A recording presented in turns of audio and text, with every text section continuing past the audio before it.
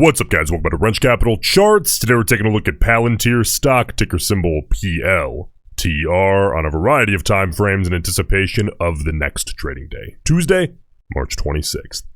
Alright guys, Palantir stock here today up 33 cents a share, that's plus 1.36%. A smaller move today, but a nice little push heading to where, those bulls are really looking to go. So let's take a look here and do our best to pull out as much bias as we possibly can through the volume profile, psychological levels, and raw data. That'll give us a great idea of how to potentially trade this thing. And then at the end, we'll go over expected move and the options bias. So let's start here with our volume profile analysis, our daily ritual here on the 5-minute chart. I'm interested in a couple of different moves today. This push and fade that we got off the open, and then this midday push that we saw here today. Now let's take a look. Now, first of all, I think of the volume profile, and I think this is a very obvious way to think about it, as kind of a second layer of the onion. Like we're peeling a layer back, and it doesn't have to be, it has no obligation to share the same bias, whether that's bullish or bearish, as the price action. So it's another level of information we can look at to see, okay, sure, the stock may be green, the stock may be red, but did the volume profile agree with that? Perhaps it agreed with it dramatically, or perhaps it actually went against that move, which simply gives us a deeper understanding of the actual sentiment behind the move. So if we take a look here, we got clearly that big opening candle, it's very contextual, and then a quick fade. Okay, now as the volume continued to fade, on the back half of that move, we did see quite a few consecutive red bars. However, the volume was contextual to what we were already seeing at that time. So really no bias there. However, on this next, little leg down, I can't even call it a leg down, just a small little fade that we saw into the intraday, well, not the intraday low, but the low after that opening push, right? We did see actually a very small amount. It's not incredibly obvious. It's not like we got, 800,000 or a million shares traded on each bar for 4 or 5 bars in a row. But there is a slight bearish bias on that push lower on those 4 consecutive red bars, so it's worth paying attention to that. On the second move, the intraday move higher, again, it's only 2 consecutive bars. Usually I'm looking for 3 or 4 on the minimum, but we did get a very obvious pop in volume as the stock price pushed higher. And then when we got that doji, right, we saw a huge drop off in volume back to what was contextual intraday. So again, there's a slight bullish bias even in the volume profile that correlates with the chart there intraday, even though we're not seeing 3 or 4 consecutive out of context bars. Now let's move on to our psychological levels that me, but realistically everybody is watching here tomorrow. So I want to look at the 30-minute, the 4-hour, and the daily. And you'll notice my charts are very simple. That's on purpose, right? That's for a very good reason. So let's take a look here, starting with the 30-minute chart. By the way, if you haven't done so already, please subscribe to the channel. I greatly appreciate it. My goal here is to hit 10,000 by the end of April. I think we can pull that off. So I appreciate you jumping aboard. Let's take a look. So bulls, great news for you guys today. We did reclaim the 50-period moving average here on the 30-minute chart. That's an indicator on a chart that has a ton of eyeballs. Everybody's paying attention to this. Investors, intraday traders, because this is one of those charts that overlaps from very short term, time frame traders to the very long term. Most people at least consider the 30-minute, I think. Now, if we look at how that actually occurred, we saw that break upside using the 200 as kind of a trampoline, like we talk about a lot, pushing up on big opening volume through that 50 period, fading back. Now, the hold itself, that test, it was a bit sloppy. We have to consider, though, that it's rarely perfect. Like you look back here on a Friday, it was a little sloppy, not perfect, but it held. And heading into today, now Monday, I was talking about how I was, looking at that 200 as, a potential.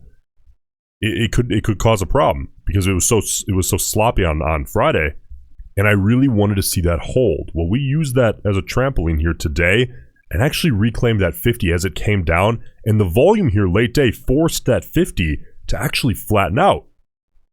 Maybe even I see a peak of a little curl back upside. That's a good thing to see, even though it was a little bit sloppy. We spent a lot of time above that level intraday.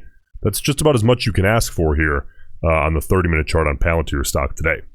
Bulls, any retest of that 50, I want to see that hold and ideally a curl upside and turn that into an ascending level here tomorrow, Tuesday. That would be best case scenario.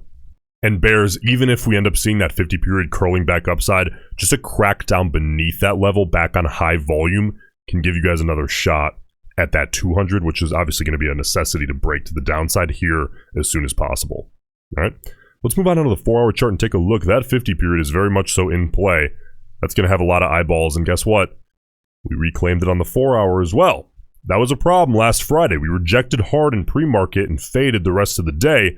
A nice reclaim and very clean respect. If we actually zoom in a little bit more, a very clean respect here on the 4-hour chart today. Again, a great thing to see. Bulls, we don't want to see it, the stock give it up immediately though. Any retest, going to want to see a hold on high volume. Bears, your ideal scenario. Again on high volume, you're going to want to see a crack back downside and reclaim that 50 as just an additional factor as a shorter term resistance. It's only a minus 0.6% move to the downside away, so that 50 is very much so in play.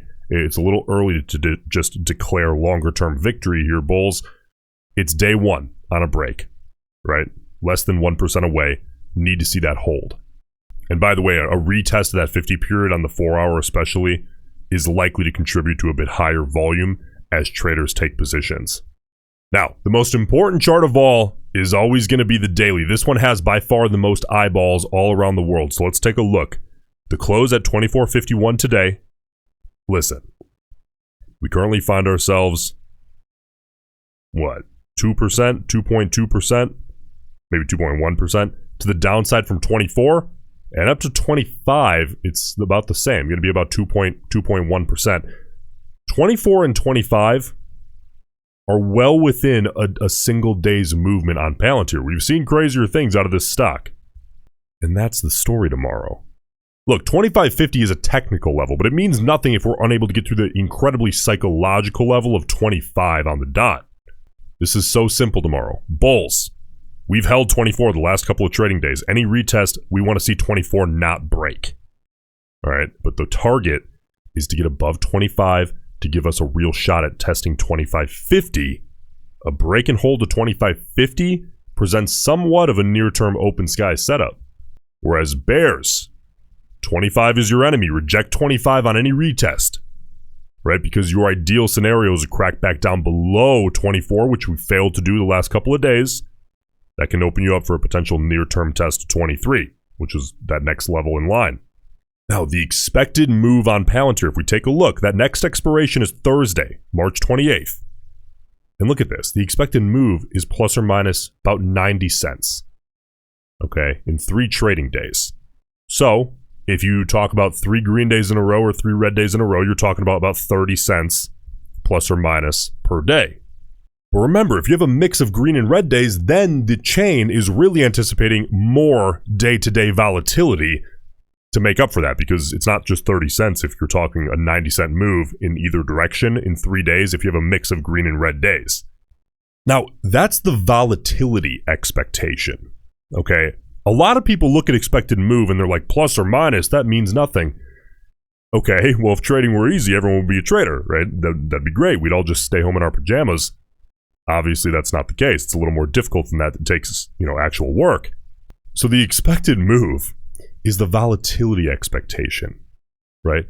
All the analysis that we just did helps us out with the directional bias. Okay, what's the market telling us? What's the volume telling us? We know what the price action did today. What's the volume telling us? What are the psychological levels telling us that we know decisions are going to be made off of? All right, and then what's the volatility expectation being priced into the chain? And then we can also look at one more thing, directional bias out of the options, which on Palantir tends to be very call side heavy. 259,000 total contracts traded today. 179,000 of those were calls and about 80,000 of those were puts. Very heavy call side bias here today. In addition to that, if we break this down by time frame and look at just the short-term speculators, that 0 to 20 delta range, 56,400 calls, 28,100 puts. Listen, guys, if you're looking to take this seriously, I highly encourage you to check out our Roensch Capital Gold server. You know, I've been in there every single day for over 3 years now, sending out my personal scalp setup alerts, in-play stock alerts, verified unusual options activity. They're not bot driven. I actually verify them. I've been tracking that for years. My swing trade setup alerts as they come along. And then, of course, I'm working with my Platinum one-on-one members every single day. That link in the pinned comment will allow you to get grandfathered in at the current rate. I appreciate it, and I'll see you in the next one.